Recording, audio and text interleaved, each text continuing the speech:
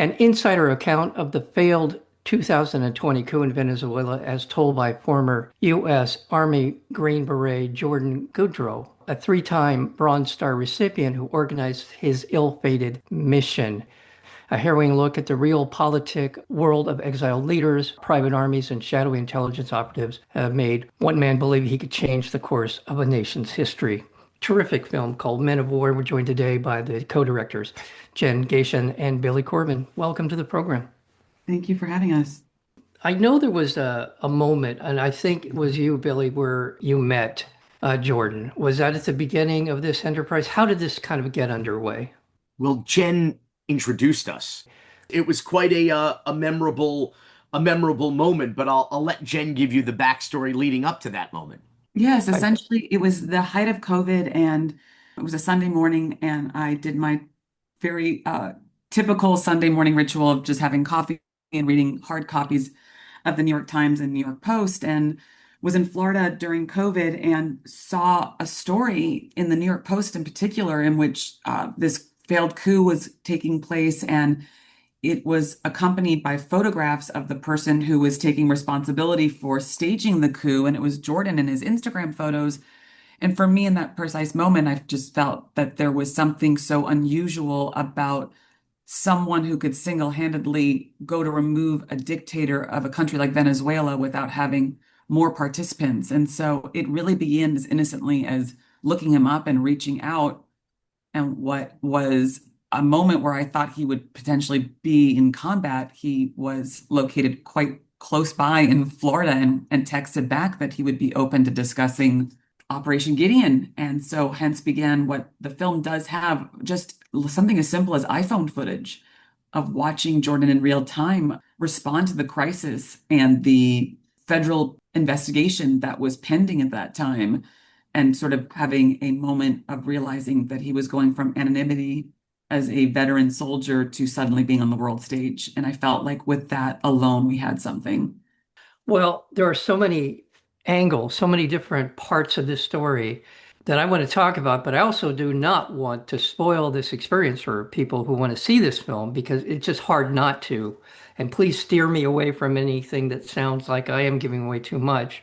But just what you described in this particular moment in history seems more and more plausible than it did 5 years ago to what you're describing. This sort of off the book kind of operation away from sort of government oversight or just the whole thing.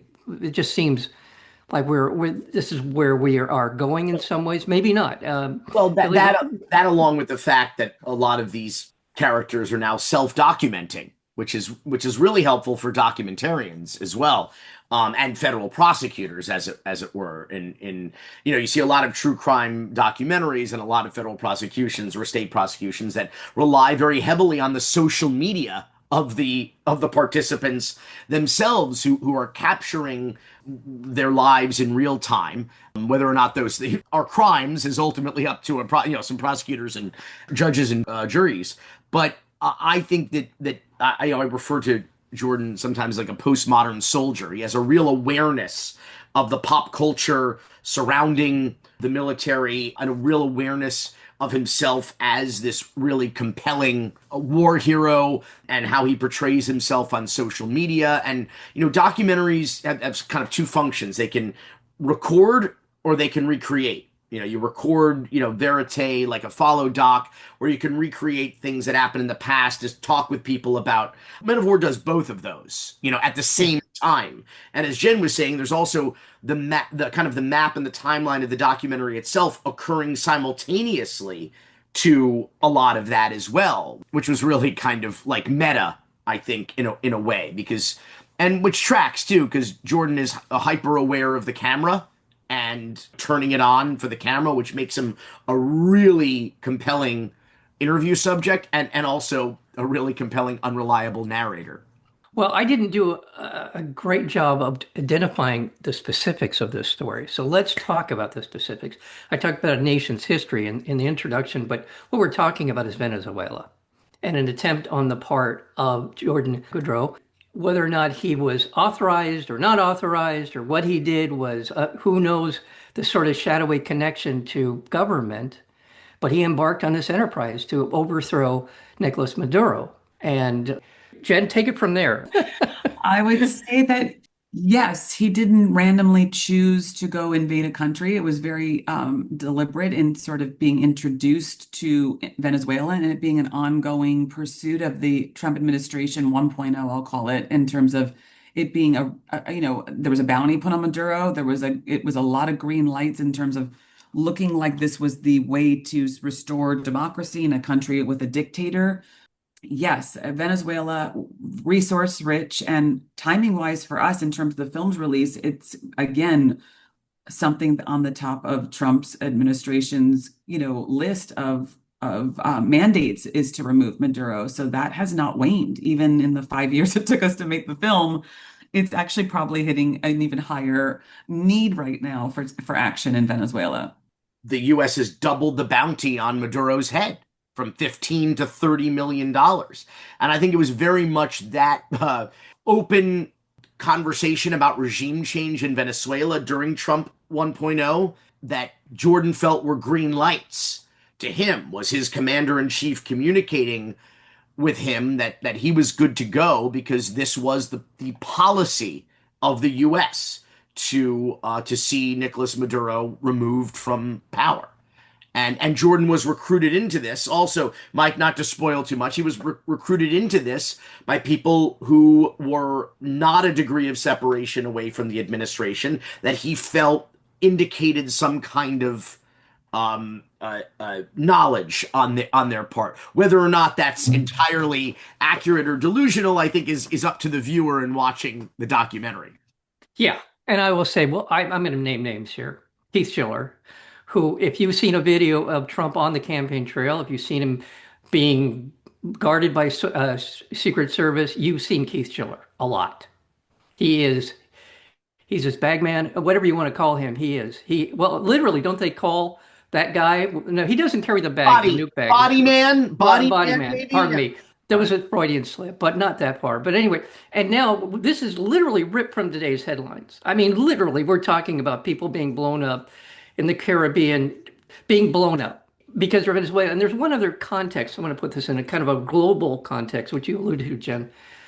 Venezuela has a pretty strong relationship with China over oil. That is a burgeoning kind of degree of a relationship in the Monroe Doctrine area of the world that we think we control. So there's another whole layer to all of this.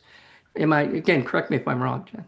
No, and what's so great about talking with you about this film is that what you glean from it is totally different than what someone else might take away from the film in terms of the humanistic approach to the filmmaking in terms of getting these stories. But to go back to the political viewpoints, yes, it is not random that Jordan was setting his sights on Venezuela. It wasn't as though we were going to Haiti with the same sort of enthusiasm. So yes, what is it about Venezuela that represents something that the United States may be approaching as a humanitarian approach, but is it really about that we care about the democracy of Venezuela, or is it something else entirely like the resources, oil, gold, uranium?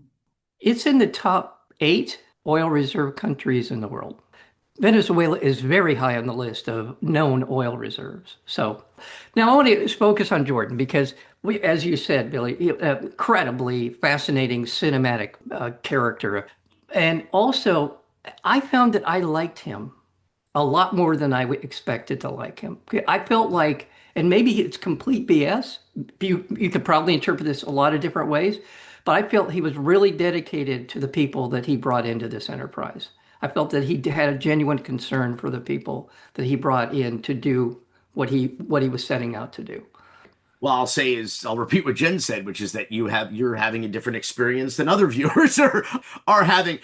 And what's most kind of, I think, interesting about the reaction to the movie is that not that you're doing this, but a lot of people have, the audiences and critical response has ascribed our motives through what their interpretation of the movie, meaning that they see the movie a certain way, they see Jordan a certain way, and they're saying, well, that's clearly Jen and Billy's intent with this, and from the jump. And a lot of people have mostly gotten it wrong, or most people have gotten it mostly wrong, perhaps I should say. I'm not saying they're wrong in their interpretation or feelings about the movie. They're wrong about what our motivations are or were, because our motivations are and were for you to make up your own mind and for you to debate perhaps the person sitting right next to you watching the movie who is having a very different experience of it than you are, because they come at it from a completely different experience. What country are they from? Did they ever serve in the military or have family that served in the military? Are they civilians? Are they American? Are they Venezuelan?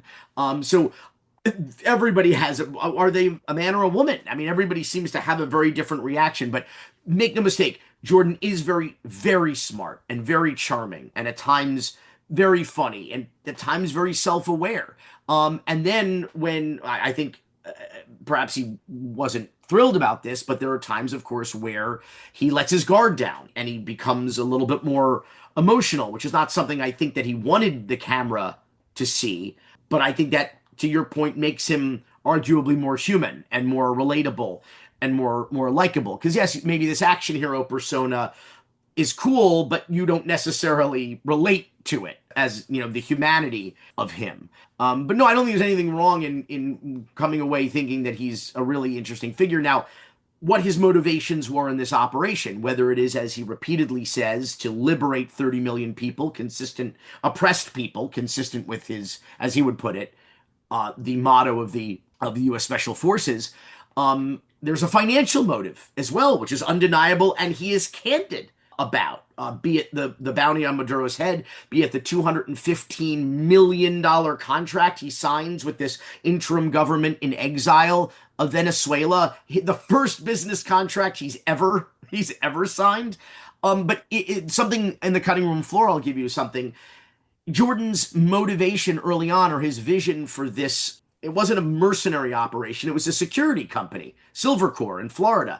It was born out of the 2018 Marjorie Stoneman Douglas High School Parkland shooting, the tragedy in which 17 students and faculty members were mass murdered by a gunman, a student at the school.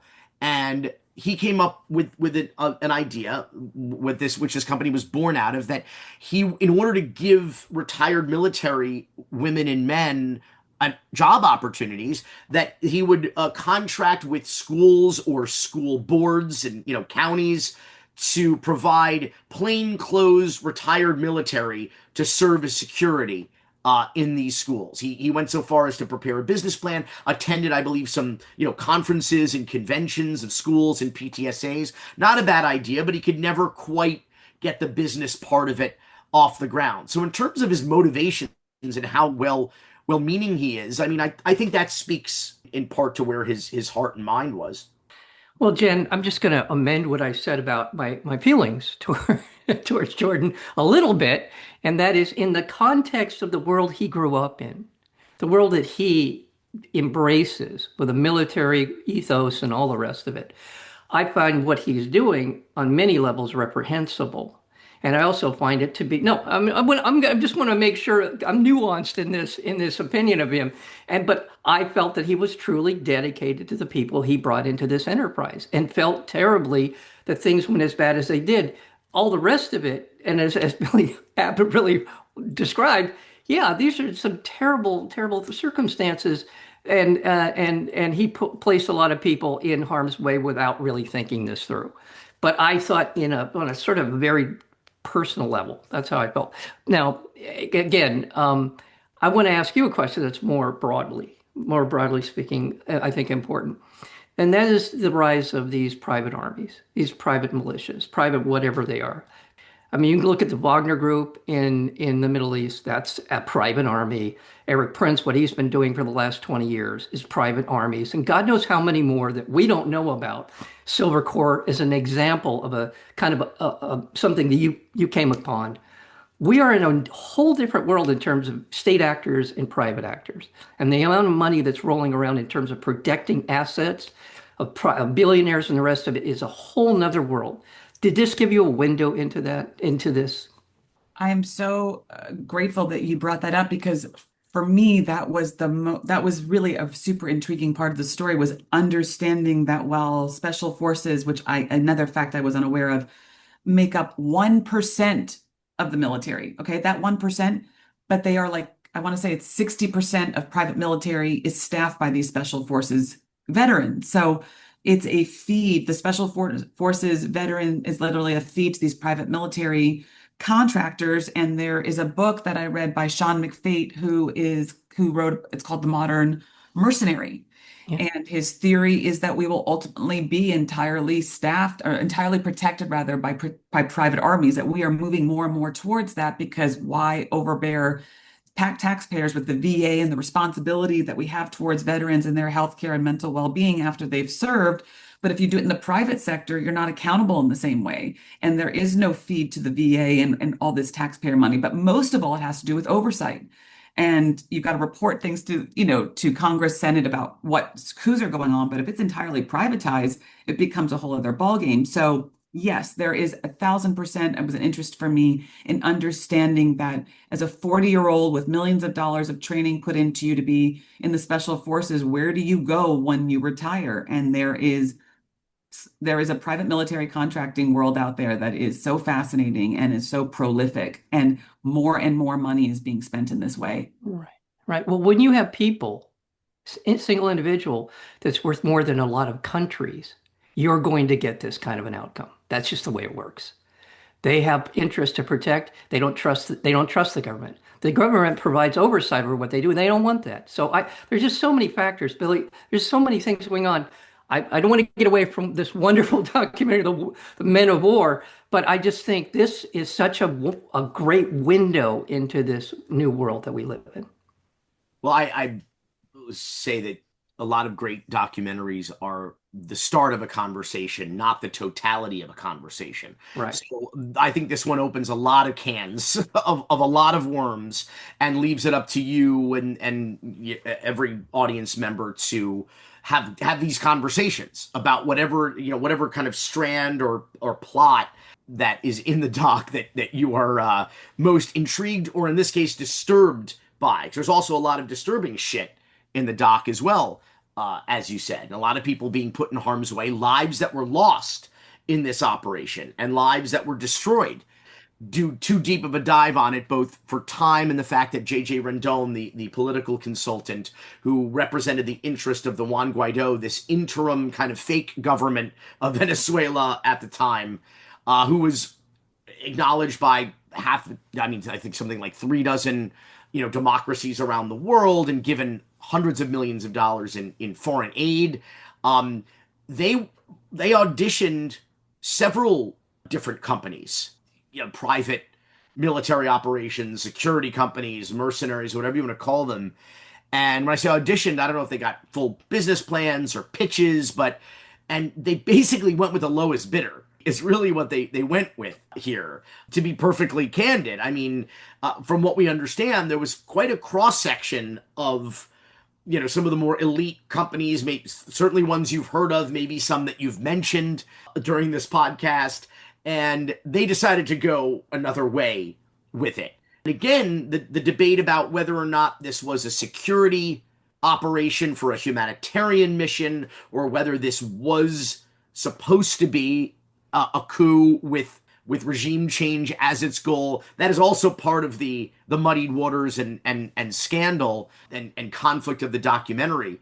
But it struck me as like, yes, we looked at all of these proposals and this is the one that we went with. To be fair to Jordan, as experienced as he was as a soldier, Silvercorn didn't have any experience really as a company. It wasn't really an operation beyond Jordan kind of sleeping on a cot in his office at around this time. So they, like I said, they did not go with the sort of the higher echelon of opportunities that they had here. Maybe that's because they couldn't afford it. I'm not really sure. But a lot of this seemed to be leveraged against future access to natural resources that the interim government would only gain in the event of regime change and the event that they were in charge. So there's a lot of international intrigue here. Listen, Why haven't we invaded Cuba ever? I mean, I live in Miami. It's the only city in America with its own foreign policy. And it has always been regime change in Cuba. I've been hearing about it for